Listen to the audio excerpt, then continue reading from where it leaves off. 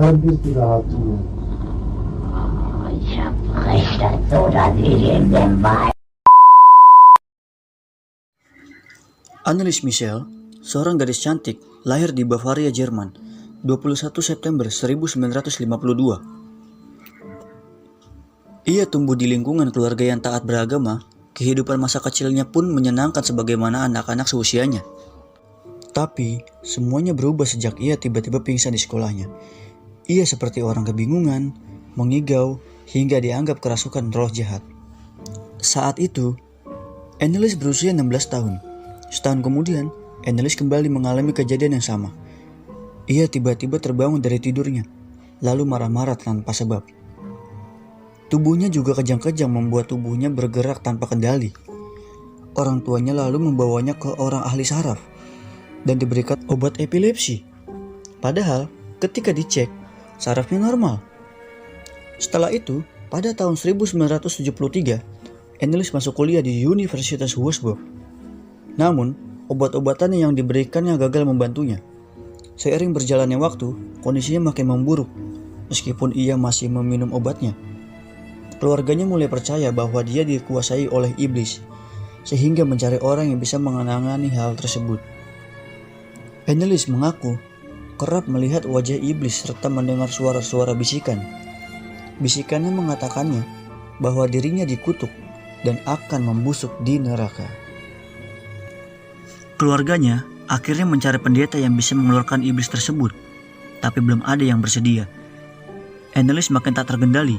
Ia merobek pakaian sendiri, merangkak di bawah meja, menggonggong seperti anjing selama 2 hari, memakan laba-laba, menggigit bangkai kepala burung, dan menjilat urinnya sendiri. Akhirnya, pendeta bernama Ernest Alt atas izin dari Joseph Stengel, seorang uskup setempat. Ernest Alt dibantu dengan Arnold Renz untuk melakukan ritual eksorsisme atau yang bisa disebut dengan ruqyah. Dalam salah satu sesi ruqyahnya, Annelies menceritakan dengan detail tentang Valentine Fleischmann, seorang pendeta asal Roma di tahun 1500-an. Hal itu membuat kedua pendeta dan keluarga Annelies terkejut. Dan bahkan, pendeta pun berkata, tidak mungkin bagi seorang perempuan berumur 20 tahunan bisa mengetahui cerita sedetail tersebut. Selama 10 bulan, Alt dan Renz melakukan 67 sesi eksorsisme yang berlangsung sampai 4 jam dalam satu sesi. Mereka menyebut bahwa setidaknya ada 6 iblis di dalam tubuh Annelies, yaitu Cain, Yudas Iskariot, Hitler, Nero, dan yang terakhir, Lucifer. By the way friends, kalau kita perhatiin lagi, kelima iblis ini sudah tidak asing lagi ya.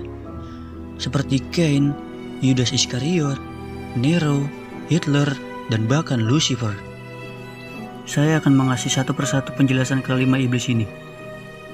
Cain adalah anak Adam yang bersekutu atau bekerja sama dengan iblis. Yudas Iskariot adalah salah satu murid Yesus. Ia berkhianat hanya untuk mendapatkan uang.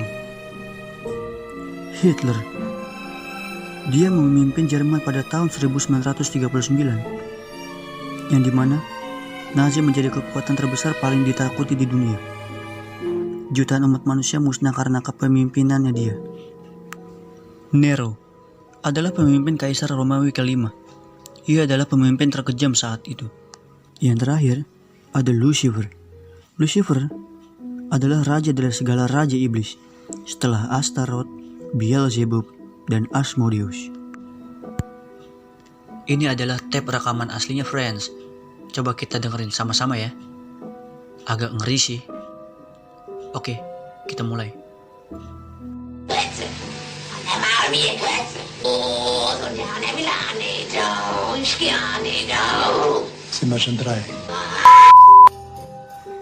Selama 10 bulan, Annelies menghadapi penyiksaan dalam ritual tersebut. Tubuhnya mulai tak kuat lagi. Ia berhenti makan dan minum. Dalam kondisi tubuh penuh luka, ia mengalami dehidrasi yang sangat parah dan kelaparan. Sampai akhirnya, Annelies pun meninggal pada 1 Juli 1976. Kisah tentang Annelies mengguncang publik Jerman, terutama setelah orang tua Annelies dan kedua pendeta yang melakukan ritual eksorsisme dituduh oleh pengadilan telah melakukan pembunuhan. Untuk membenarkan tindakan tersebut, mereka membawa rekaman ritual itu ke pengadilan. Bahkan nih friends, kasus ini sudah diadaptasi oleh film yang berjudul The Exorcism of Emily Rose pada tahun 2005. Kini sudah tersedia di Netflix. Oke friends, sekian dari pembahasan video ini. Kalau suka dengan video ini, di like oke? Semoga kita bisa bertemu di video berikutnya ya. Oh iya, sekali lagi, dan jangan lupa untuk berlangganan dan klik tombol subscribe-nya ya. Salam horor dan konspirasi.